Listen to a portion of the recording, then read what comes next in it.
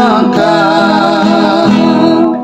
Iman orang saleh tekun, hati bebas dari dosa, dan jikalau dibunuh pun sungguh mulia kematiannya.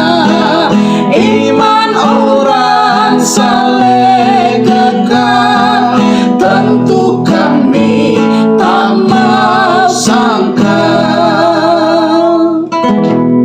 Shalom, senang lagi boleh berjumpa pada saat ini. Mari kita awali ibadah kita dengan berdoa bersama-sama. Kita berdoa.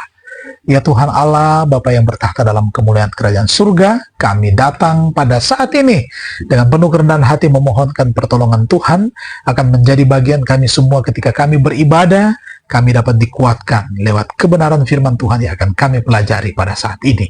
Roh Kudus akan menuntun kami. Dalam nama Tuhan Yesus kami persembahkan doa. Amin.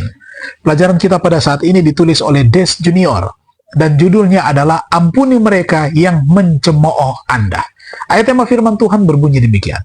Tetapi hendaklah kamu ramah seorang terhadap yang lain, penuh kasih mesra dan saling mengampuni, sebagaimana Allah di dalam Kristus telah mengampuni kamu. Efesus pasal 4 ayatnya yang ke-32. Kita ikuti akan penjelasannya. Terlalu sering ketika hal buruk menimpa kita dan kita merasa gagal, kita ingin menyalahkan seseorang. Kita ingin membuat orang lain terluka. Apa yang perlu kita lakukan adalah mencari solusinya. Kita harus menghentikan permainan menyalahkan dan mulailah mengambil tanggung jawab atas emosi dan perilaku kita sendiri. Dalam khotbahnya di atas bukit, Yesus berkomentar tentang orang-orang dengan suatu dorongan untuk mengkritik orang lain. Keluarkanlah dahulu balok dari matamu, maka engkau akan melihat dengan jelas untuk mengeluarkan selumbar itu dari mata saudaramu.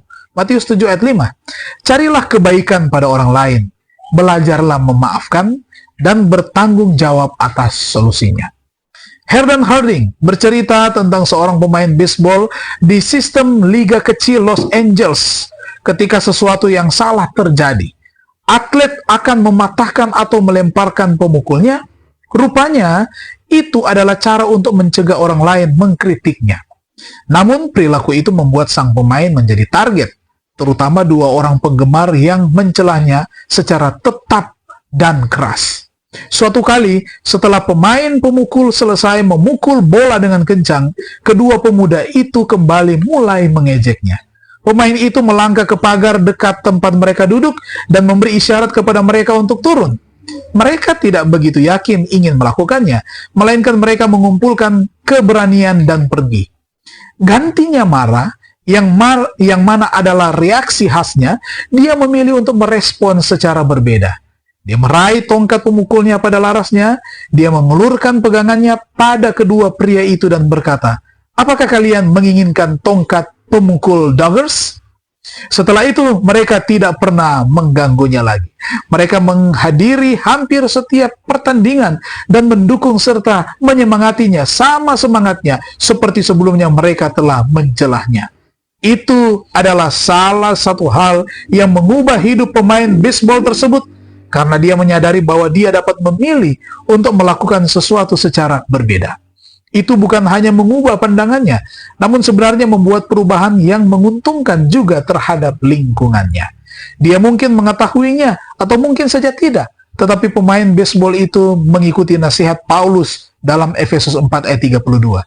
Ketika ia memaafkan kedua pencemooh itu, Anda lihat, jika kita menyimpan dendam dan sakit hati, maka hati kita menjadi sakit, jiwa kita ciut, dan pada akhirnya tubuh kita akan menderita secara fisik juga. Jika suatu saat seseorang mengolok-olok Anda, kendalikan pandangan Anda, balas kejahatan dengan kebaikan, dan lihatlah perbedaannya. Mari kita tunduk kepala dan kita berdoa. Bapa di surga, kami bersyukur dan berterima kasih firman Tuhan dapat kami pelajari pada saat ini. Kami harus mengampuni mereka, khususnya yang mencemooh kami. Kami dapat berbuat baik kepada mereka, membalas kejahatan yang dilakukan dengan perbuatan kebajikan. Maka kami akan melihat hasilnya. Tentunya dengan kuasa Roh Kudus, semua umat-umat Tuhan akan dimampukan menghidupkan kebenaran firman ini. Diberkatilah kami di hari yang baru ini. Kami serahkan seluruh kehidupan kami ke dalam tangan kasih-Mu. Di dalam nama Tuhan Yesus kami persembahkan doa ini. Amin. Terima kasih. Tuhan memberkati kita semua.